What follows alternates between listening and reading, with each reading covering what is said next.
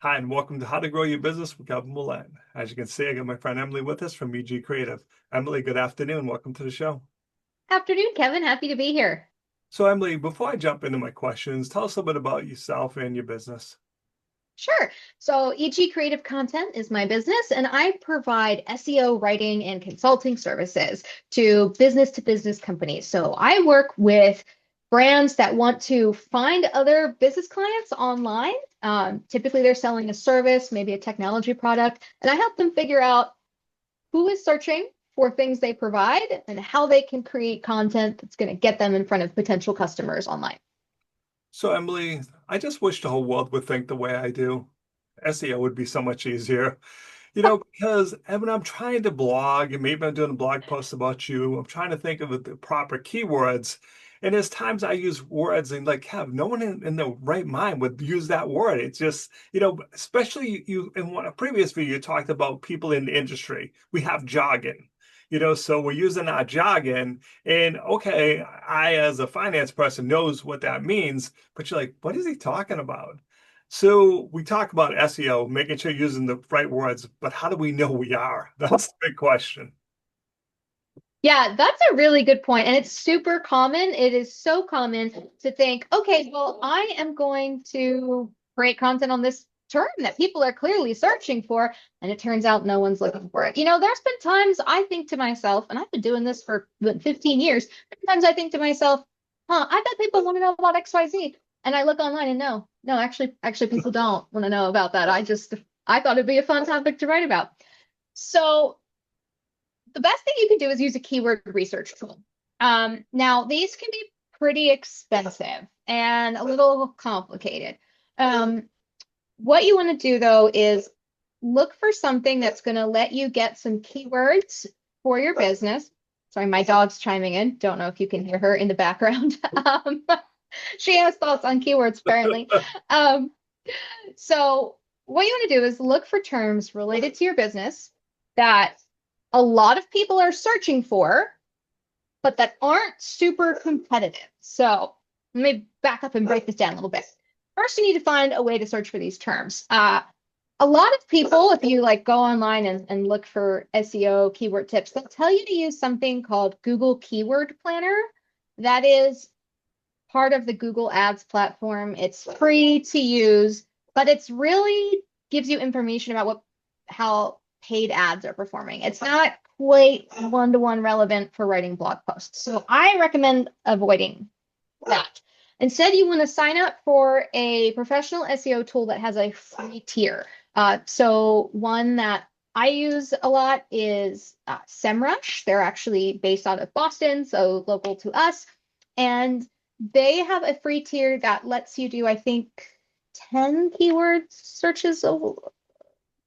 I'm forgetting up right now if it's a week or a month, but you can do about 10 keyword searches for free. And you want to type in a term that you think makes sense, and then look at what it'll come up with related keywords. And you want to look for ones that have a good amount of search volume. So I would say generally at least 50. It doesn't need to be a ton, actually. There can be really benefit in targeting specific keywords because you're narrowing in on people who really have a specific need. At least 50. And then you want to look for, there's always something called a keyword difficulty or a competition score, and it's done on a scale of 0 to 100. You want to look for lower numbers, so something like 30 or less. And if you can find a sweet spot where there's people searching for it and it's not super competitive, that's a term you want to target. Now, that is still probably might sound very confusing if you've never done this before.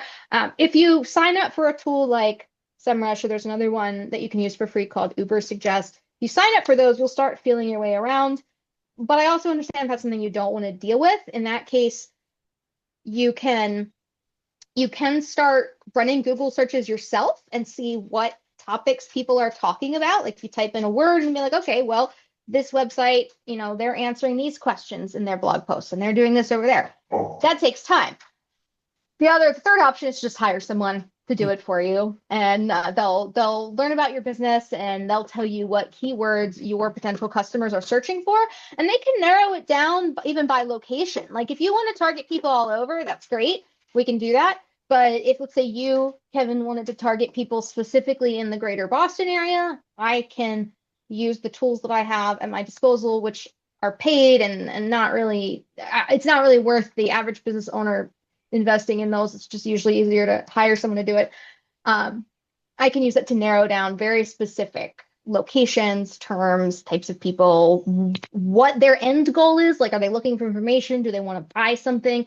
We can get all that data in there and figure out exactly what you need to target. All right, bonus question. I want to Yeah. talk about hashtags and bonus question. Now, Okay. a lot of times when we're doing a blog post, we want to use hashtags, hopefully relevant to the topic. But when does it become spammy? If I have, 10 keywords, 20 keywords, hashtag this, hashtag that, I'm always like on the fence going, all right, I'm going to use them. But then I look down going, God, they have every word in the world in this. Where's the line? It just is it even helpful, I guess, to start? And how many should I use if it's helpful? Question. So the hashtags are really only specific to your website.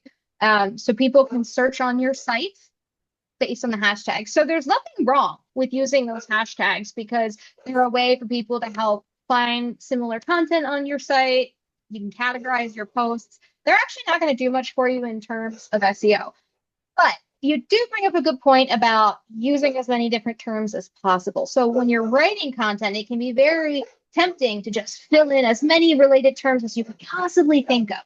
The issue with that is we get into something called keyword stuffing, which used to be really popular and it used to work, but now it'll actually have the reverse effect and can make search engines look down on your site and not want to link to you.